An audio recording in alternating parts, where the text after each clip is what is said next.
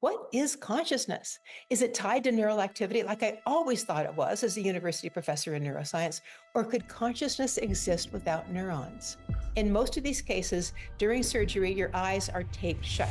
You cannot see through your eyes no matter what. Then the person actually gives you evidence from a perspective outside their body that they are recognizing people in the room and saying exactly what they were doing. Now, I don't know as a neuroscientist how the neurons in my brain and my five senses could do that. And so that's why I added a master's degree in Asian studies to my PhD. And I began to explore the concepts shared by the writers of medieval texts of Kashmir, which also support the view that consciousness is fundamental and that matter is derivative from consciousness. And that's what I've been studying now for the last 15 years, is understanding in neuroscience how our brain filters out this wider awareness, just like they were saying in Kashmiri Shaivism in the 10th century. What do you think happens after death? We don't go away. Now, whether there's reincarnation or not, every religion, philosophy may be different. It makes a lot of sense to me that we would come back to continue learning.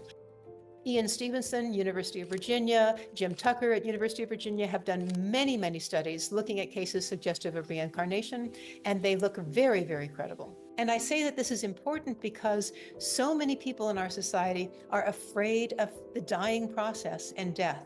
And the medical profession is only trained in keeping people alive and not helping them make that transition, which we're all going to have to go through.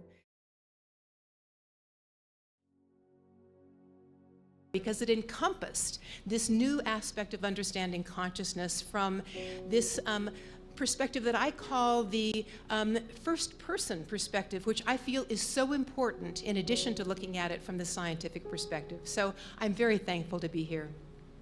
Now, my intention today is to take you along on my journey, which I describe in my book, Infinite Awareness, which you can see on the slide.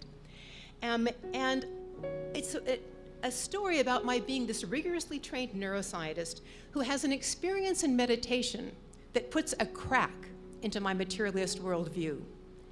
And then how I began to do research on both meditation and on near-death experience.